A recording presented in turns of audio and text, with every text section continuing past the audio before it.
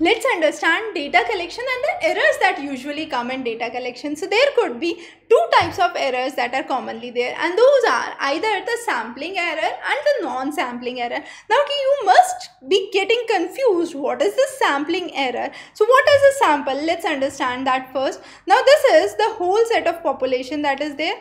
From this whole set of population, if I am taking just few people to understand what my results could be. So let's say this whole set of population has around 1,000 people. It's not practical for me to survey all those 1,000 people. So what I do is, from those 1,000, I take a sample of, let's say, 100 people. Now this 100 people would be my sample. Now when I'm taking the sample, when I'm picking the sample, there could be certain types of errors. The sample might not be accurate. I might pick some small kids who are not able to give the answer, or old age people who are not falling in that age group, or there could be n number of reasons that we would understand there, and those are what we are calling as errors. So those are the sampling errors. The next is the non-sampling error. Now non-sampling error is not related to the sample size. Very important to note. It could occur at any point of time. It can occur at the time when I am collecting the data, when I am tabulating or computing the data. So we would understand this non-sampling errors as well. Now all of these errors, what are the sources? Why these errors actually occur? So definitely when human beings we are surveying, there are errors associated to human mistakes that are committed. Sometimes the staff that is taking the data or collecting the data is not well trained. Sometimes there could be ambiguous errors that could be there, or those are not actually very clear and there was a slight mistake.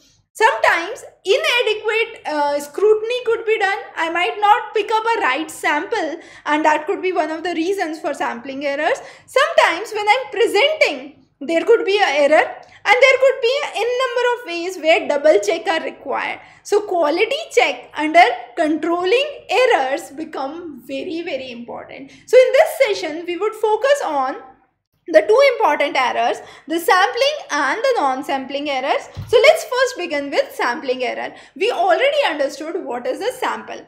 Now sampling error, the first error says non-response or self-selection. Self-selection means I am trying to include or to exclude a significant population. So let's say out of this population there are few tribal groups that are there, for example.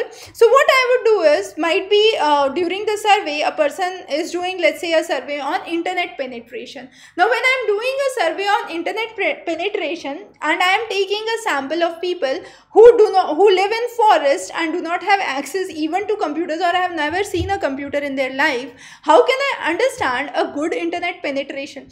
But I cannot leave those people totally, because I am understanding the impact of internet penetration.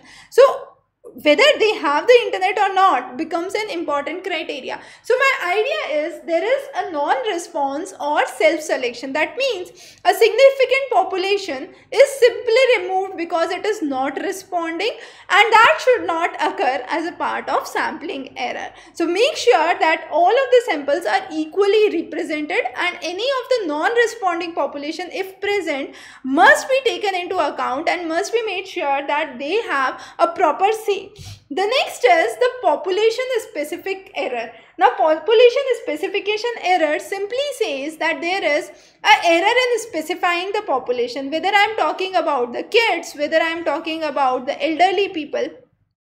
Let's say if I am doing the same study of internet penetration and I am taking smaller kids less than 10 years into account. So what should be my specifications? When I am choosing the sample there and then itself. Later on, I cannot say that I have taken kids below 10 years and they do not know how to use computers, and therefore I could not get right results. So your population should be checked.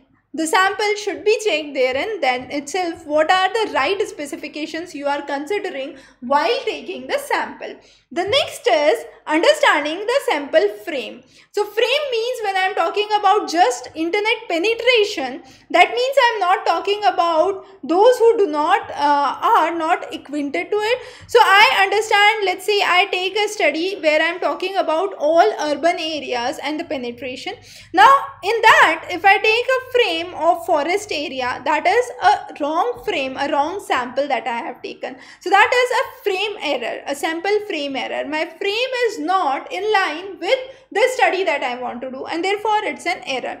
So these are common errors which we do while sampling. So our quick understanding of sampling error, I repeat again, let's say I take another common example. When we are doing a study on streaming of videos or understanding like this video that you are watching, how many students would be able to watch this video? Now when I take a sample which says a population of people where there is no internet availability, definitely this video cannot be made possible to them unless and until there is some other means of communication. So if I am taking a sample which is totally refusing that group of population, that is incorrect, because this study would be significant only and only when I am able to represent all the sets of population. So again, if my population sample size says that I am taking population of kids who are 5 years or less, then they won't understand what is sampling and they won't be able to understand the video streaming unless and until someone else would give them and play for them. So that is again an incorrect sample. So there could be sampling errors in n number of ways. When I am selecting an incorrect sample, a sample does not represent what the study is about, or there is a kind of untrained staff who is taking the values for the sample. So all those would go into the sampling error. But there are certain non-sampling errors as well. Now what are these non-sampling errors? Non-sampling errors can occur at any stage. It could be at the stage of planning or execution, as simple as that. Now there are specification errors. Specification errors means there could be faulty enumerators. So rather than a person who knows how to read the survey paper, I am bringing an illiterate person who is not able to read the survey paper. So definitely he won't be able to take a right survey. He does not know what is there in the form, so he won't be able to fill that correctly. Sometimes there is omission errors. I forget few of the points that were mentioned in the survey paper and I fill up the rest of those. Sometimes there is duplication. The same thing has been entered twice with different information. So that is again an error. So there are specification errors that could come up. Similarly, there could be errors because of objectivity. The questions are not very objective. There is subjectivity that flows into the question, and when there is subjectivity, when I am finally getting up with my results, it becomes very hard to analyze, because it becomes a qualitative study, not a quantitative study at that point of time. So this is at the stage where I am trying to do the data collection. The next is the ascertainment errors. Now ascertainment errors are I am not able to ascertain what is right. So this could be due to coverage error or content error. Content error means my questions are wrong. Okay, so that is the content error. I have wrong entries that have been done into the system. Coverage error means I am not covering the right population. Let's say I have to cover all the people of the forest area, but I have taken people from the urban area. So my coverage is incorrect. Now with the incorrect coverage, there could be response errors and non-response errors. Non-response means I am going to these people and they are not willing to give me any answer to my problem. So there is non-response. They are not cooperating to give a response, and unless and until I get a response, what will I fill in the survey paper? And therefore I cannot have a kind of right survey that could be done, and therefore it's an error. Response error means they give a response but that is incorrect. A very good example is a lot of students calling me and asking these days, we are downloading the admit cards, and in the admit cards it asks clearly whether you have been in contact with a COVID patient or you have been quarantined recently. And sometimes people, while filling the response, incorrectly do no or yes. When they had to do yes, they did no. When they had to do no, they did yes. So there could be incorrect response that could be filled. So that is a response error on the part of the one who is giving the response. This could include recall errors. He is not able to recall the fact. Now this is a simple example, but there could be another examples where a person is not able to recall. I am asked about where I was born, so I know the exact, I know the exact city, but I don't know the exact location in the city. So what happens is there is a recall error, or the exact time at which a person was born. So that is a recall error. Now there could be response errors that could be there. So the person could say, if he does not know anything, he could say might be morning, evening, or anything else. So what happens is there is a error on behalf of the respondent, and that error could be a response error. It could be willing, it could be unwilling, it could be due to wrong responses that are being generated. Okay, and then there could be recall errors that are there. And this assertivement errors are also very high, because sometimes you have inexperienced staff. They do not know how to handle or how to ask the questionnaires or how to take the survey. So unexperienced or inexperienced staff is one of the major reasons for ascertainment error. The next important errors are computational and tabulation errors. So tabulation error says that when you are finally tabulating the data, you entered something wrong, and as a result you have wrong results that come up. So that is one of the common errors that occur. And computation is while calculating. So while calculation, again you have certain errors that have come. Now to rule these two, you have big data analytics that has played a very important role, and automation, because of which the levels of tabulation errors and computational errors can be significantly reduced. Now there are other ways under which we can reduce these kind of errors. This could be due to a double check.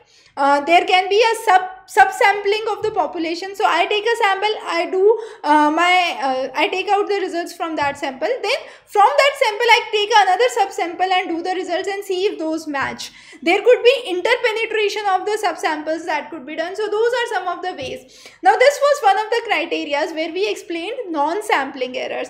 We also explained non-sampling errors in another important criteria, that is systematic and non-systematic. Systematic is when I am taking my list of questionnaires, I have some wrong questions there, and as a result all the responses from all the respondents get wrong, and therefore systematic error is a problematic issue.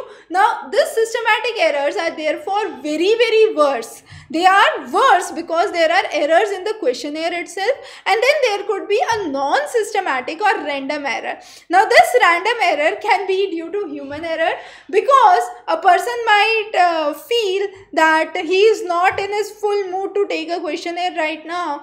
There could be a kind of, or collecting the data right now, what would happen? There could be a random error. Now this random error could be because of some of the few people are absent on the ground. There could be participants who are not willing to give the responses, who are just sleeping off or dozing off. Some of those errors can be due to human errors. I forgot some of the questions to be asked, or I forgot some of the entries to be made. So that is a human error that could be there. So there could be random errors like those, but there can be systematic errors. Now systematic error is where you have forgotten a very important point. Let's say you are doing a village survey and you want to understand the living conditions, and you forgot a very important point on water and sanitation. Now that is totally gone. Now this, since it's gone, it is gone from all the respondent entries, and this is a systematic problem that is there. A random problem could be when I am taking the survey, I am asking few of the people about the issues of sanitation and water, for the others I am forgetting that.